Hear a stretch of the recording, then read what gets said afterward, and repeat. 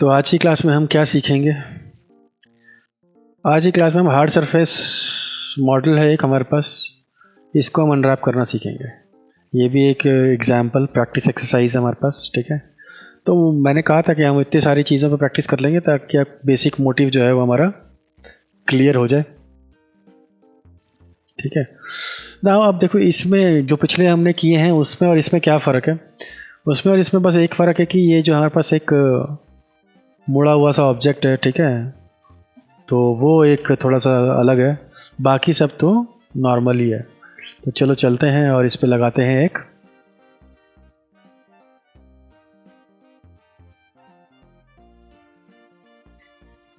तो हमारा texture on हो गया है और ये टेक्सचर यहाँ पर लग चुका है, ठीक है। जनरली क्या होता है, ये अभी ऐसा क्यों दिख रहा है आपको, इसके पीछे भी का भी लॉजिक मैं आपको समझा दूँ कि जब भी मैं किसी भी चीज़ को लेके आता हूँ तो एक ऑटोमेटिक जो है टेक्सचर, ठीक है, सिस्टम आपको तय करके दे देता है। जैसे आपको सिस्टम कोई भी टेक्सचर तय करके दे देगा तो ये दिखना शुरू हो जाता है, ठीक है। लेकिन मैंने क्या किया हुआ है, मैंने किसी भी तरह के टेक्सचर को डिलीट मार दिया है, ठीक है। तो जब मैंने हर तरह के टेक्सचर को डिलीट मार दिया तो अभी फ़िलहाल ये मुझे ऐसा दिख रहा है। जैसे ही मैं इसे अनरैप करूँगा ऑटोमेटिकली ये टेक्सचर्स आपको दिखने शुरू हो जाएंगे, ठीक है। तो चलते हैं और जैसा हम पिछली क्लासों में करते चले आए हैं इस तरह से इसको ब्रेक करते हैं। तो पहले मैं एक्स वाई ढूंढ लूँ, ठीक है। ये वाई है, ये वाई है, ये पूरा वाई है, ये वाई है, ठीक है, और ये वाई है। बाकी मुझे एक्स है, एक्स है, एक्स है, एक्स है, ठीक है। नाउ चलते हैं और मैं यहाँ से खोलना शुरू करता हूँ इनको, और स्प्लिट मैं अभी तक करता आया हूँ, ठीक है। कट भी कर सकते हैं, स्प्लिट भी कर सकते हैं। आंसर ना मिले तो कट कीजिए, मिल जाए तो स्प्लिट कीजिए। देखिए जैसे यहाँ पर था तो मैं आ गया और मैंने कर दिया कट। तो यहाँ से मैंने कट करने शुरू कर दिए, ठीक है, अपने एंगल्स को।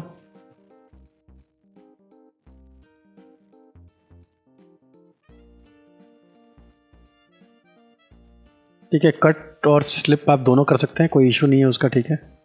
अगर काम नहीं करता है स्प्लिट तो आप कट कीजिए, कट काम नहीं करता है तो स्लिप ये स्प्लिट कीजिए, ठीक है। तो मैं दोनों में से कोई भी इस्तेमाल कीजिए, कोई इशू नहीं है कट और स्लिप में। मैंने पिछले एपिसोड्स में सर में स्प्लिट का इस्तेमाल किया था, ठीक है ना। आप देखते हैं यहाँ पे और शेल्स को पिक करते हैं। देखिए ये पहला पिक हो गया शेल, इसको करते हैं हम टूल किट में चलते हैं और जल्दी हो जाएगा, ठीक है। तो हम चलते हैं यहाँ पे अनफोल्ड करते हैं एक,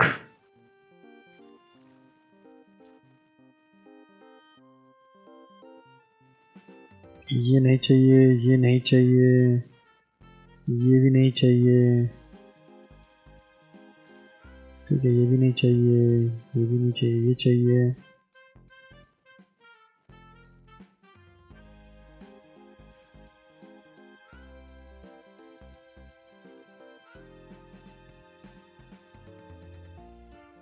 ठीक है, ये हो गया है, ये हो गया है, ये हो गया है और ये हो गया है,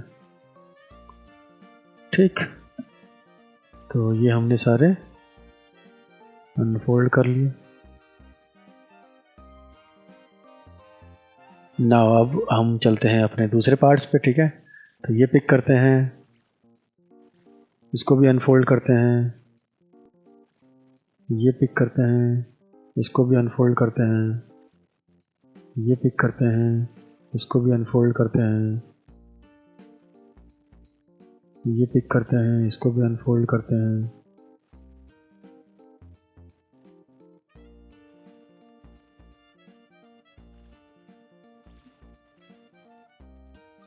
और ये पिक करते हैं, इसको भी अनफोल्ड करते हैं, ठीक है। तो ये सारे हमने अलग अलग अनफोल्ड कर लिए। नाउ मैं सबको सेलेक्ट करूँगा और लेआउट कर दूंगा, ठीक है। और आप देख सकते हैं कि इन सब में इक्वल डिस्ट्रीब्यूशन हो गया है। इक्वल डिस्ट्रीब्यूशन में कुछ चीज़ें अभी देखिए सपाट हैं। अब देखिए यहाँ पर हम किसी चीज़ को सर्कुलर भी छोड़ सकते हैं और इनको खोल भी सकते हैं। अब ये सारी डिस्ट्रीब्यूशन के ऊपर है। डिस्ट्रीब्यूशन मतलब हमने स्टार्टिंग से एक बात सोची है कि टेक्सटाइल डेंसिटी बढ़ानी है तो हमें इस एरिया का मैक्सिमम यूज़ करना है, ठीक है। तो मैं चाह रहा हूँ कि मैं इन सबको खोल दूँ, मतलब स्ट्रेट कर दूँ, तो मैं स्ट्रेट भी कर सकता हूँ, ठीक है। यहाँ पर देखिए, तो अब मैं इसके लिए क्या करता हूँ कि यहाँ ही से ही पिक कर लेता हूँ। तो मैं चलता हूँ और मैं यहाँ से, ठीक है, अब कि मैं ये कट जो है मैं नीचे की तरफ लगा रहा हूँ सीम, ताकि ऊपर सब कुछ नॉर्मल दिखे। तो मैंने एक ही बार में सीम सब जगह लगा लिए, देखिए, ठीक है ना। तो चलते हैं वापस से और यहाँ से करते हैं कट। तो आप देख सकते हैं कि सब में कट लग गया है, मेरे को सब में चाहिए था। और मैंने सबको जो है नाउ वापस से सबको क्लिक करूँगा, लेआउट करूँगा और अनफोल्ड करूँगा। ये देखिए, देख रहे हैं अब क्या हो गया। अब सिचुएशन थोड़ी सी पहले से बेहतर हो गई है। बेहतर का इन द सेंस कि पहले ही बेहतर थी, लेकिन अब मैंने इसको अपने हिसाब से लगानी सोची है, ठीक है। तो नाउ अब मैं इन सिचुएशंस को क्या करूँगा, जैसे ये वाला सिचुएशन है, ये सिचुएशन में मुझे क्या दिख रहा है, तो पहले तो मैं इन सिचुएशंस को क्या करूँगा कि नॉर्मल कर लूँगा, मतलब कि जे प्रेस करके आप इसको मूव कीजिए, ठीक है, जितने भी हैं। और या फिर आप ओरिएंटेशन यहाँ पर भी है मेरे पास है, ठीक है, जैसे यहाँ पर है, तो इसके थ्रू भी आप कर सकते हैं ओरिएंटेशन सेल, ठीक है। तो जितने भी आप हमें आपको खुद से करने की जरूरत नहीं है, लेकिन मैंने आपको बताया है कि अगर आप जितना वैसे करेंगे, क्या नाम है, ठीक है। देखिए, इसमें 2-3 चीज़ें मिस्टेक है। तो पहले तो मैं इसकी यूवीज को स्ट्रेट करूँगा, ठीक है, और फिर ओरिएंटेशन को ठीक कर लूँगा। ये ऊपर नीचे हल्का सा बिगड़ गया है तो कोई इशू नहीं है, मैं इसके वर्टेक्स को जाके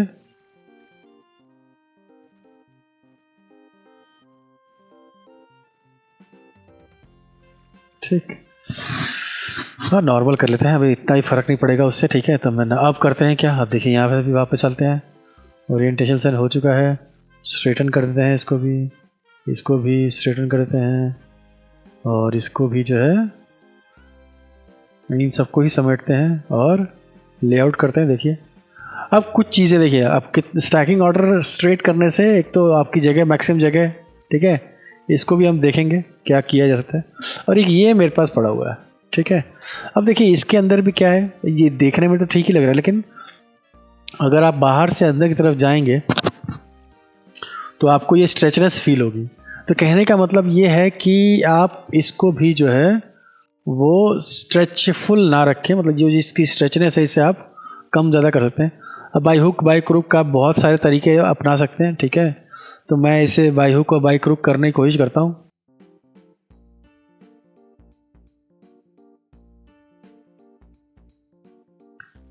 सेंटर का एज सेलेक्ट करता हूँ और स्ट्रेटन सेल, ठीक है, और राइट क्लिक करके मैं यूवीज पिक करता हूँ सारी एंड स्ट्रेटन करता हूँ इसको, ठीक है। ये देखिए, ये ऑलमोस्ट स्ट्रेट हो गए सारे के सारे, आपको दिख सकते हैं। लेकिन इसके अंदर ये थोड़ी बहुत जो है कलाकारियाँ बाकी हैं, तो या तो आप इन्हें खुद से ठीक कर लें। खुद से ठीक करने का मतलब क्या है कि थोड़े ये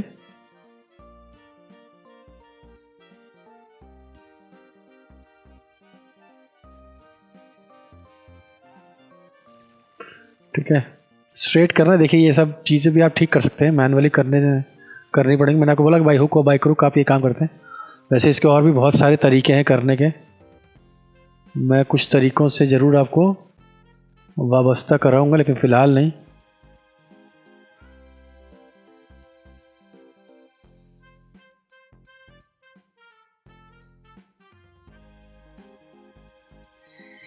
ठीक है, तो आपने देखा कि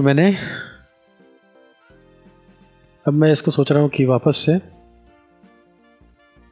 मैंने इसको 2 टुकड़ों में कर दिया है, तो मैं इसको वापस सीव करने की कोशिश करता हूँ। मूव एंड सीव कर देता हूँ मैं इसे, ठीक। वापस चलते हैं, लेआउट करते हैं इन सबको। तो आप देख सकते हैं कि कितनी सारी जगहें जो हैं वो बच गई हैं और पहले के मुकाबले जो है, ठीक है ना, स्ट्रेचनेस जो है वो कम हो गई हैं। तो बेसिकली अभी भी थोड़ी बहुत चीज़ें बाकी हैं, ऐसा नहीं है कि नहीं बाकी हैं, ठीक है। लेकिन ये कंडीशन है जिससे आप इसे, ठीक देखिए अभी भी जो है ये कंडीशन बाकी है। मैं इसे वापस से अगर अनफोल्ड कर लूँ तो ये वापस उसी सेम कंडीशन में चला जाएगा, लेकिन उससे मुझे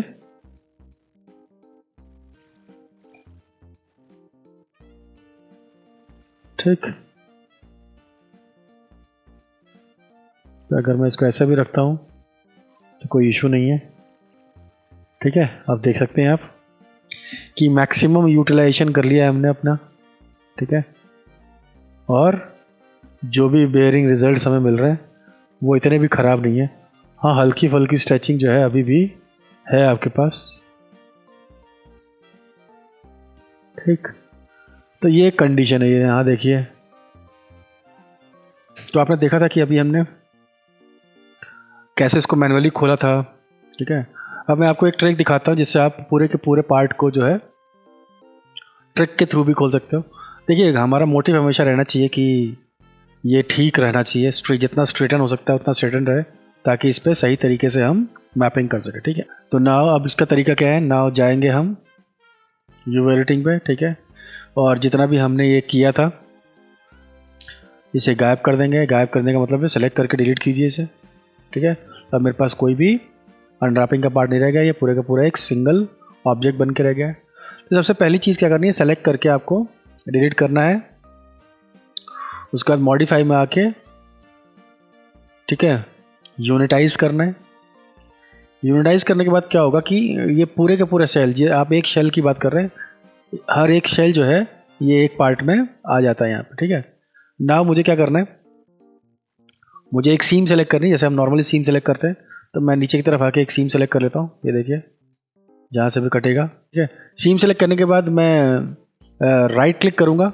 ठीक है, वो भी कंट्रोल के साथ, याद रखिएगा शिफ्ट और कंट्रोल के साथ अलग अलग राइट क्लिक पे ऑप्शंस आते हैं। तो देखिए कंट्रोल पे क्या आ रहा है, शिफ्ट से क्या आ रहा है। ठीक है, तो आप ध्यान रखिएगा कि आपको कंट्रोल के साथ क्लिक करना है। 2 UVs एंड 2 UVs, अपने यूवीज में जाना। आप देख सकते हैं, आप हमने जो लाइन सेलेक्ट की थी उसकी यूवी सेलेक्ट है, बाकी सब डी सेलेक्ट है। मुझे इसका सिलेक्शन इन्वर्स चाहिए, यानी जो मैंने सेलेक्ट किया है उसको छोड़ के बाकी सारे सिलेक्शंस चाहिए मुझे। ठीक है, तो मैं क्या करूँगा, शिफ्ट दबा के क्लिक एंड ड्रैग, शिफ्ट दबा के क्लिक एंड ड्रैग। आप देख सकते हैं कि सिलेक्शन इन्वर्स हो गया, बाकी सारे मेरे सेलेक्ट हो गए और जो मेरा लाइन था वो डी सेलेक्ट हो गया। अब क्या करना है हमने, अब हम इसको करेंगे कट एंड सीव कर सकते हैं आप। ठीक है, तो हम यहाँ पर क्या करेंगे, डायरेक्टली स्टिच टुगेदर। ठीक है, ये थोड़ा टाइम लेगा और जैसे ये टाइम ले लेता है मैं वापस से इसको क्लिक करूँगा। ये जितना बड़ा आपका जंबल ऑब्जेक्ट होगा उसके हिसाब से ये टाइमिंग रिकैलकुलेट करता है।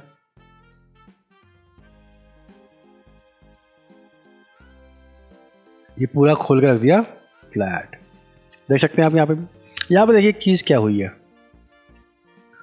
यहाँ पर कुछ चीज़ें जो है कटी हैं, तो हमें इसको सीव करना पड़ेगा या शो करना पड़ेगा।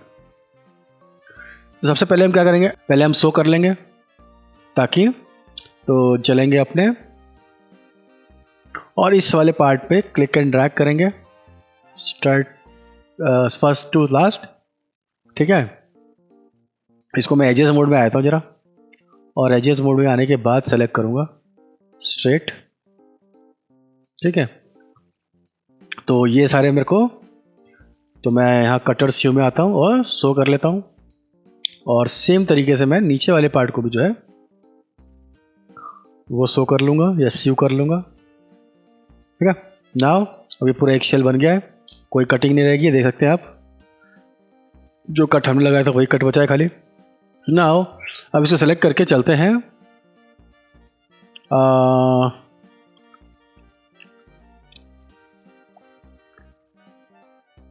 अलाइनमेंट पैनल में और करते हैं इसको नॉर्मलाइज।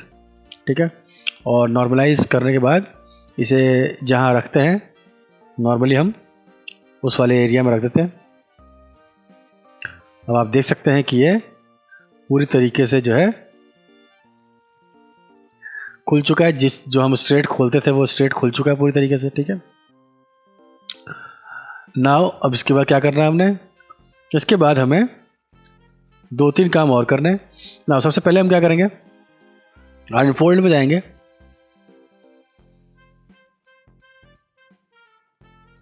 ठीक है, और यहाँ जाके हम दो काम करेंगे। सबसे पहले तो हमें देखना है कि हमारा जो कैरेक्टर है या जो भी हमारा ऑब्जेक्ट है वो कौन से एक्सेस पे है, एक्स और वाई।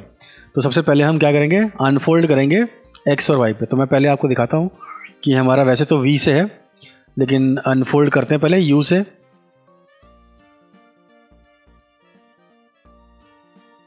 ठीक है, ये देखिए इसके जो लाइन्स हैं वो कैसी होगी।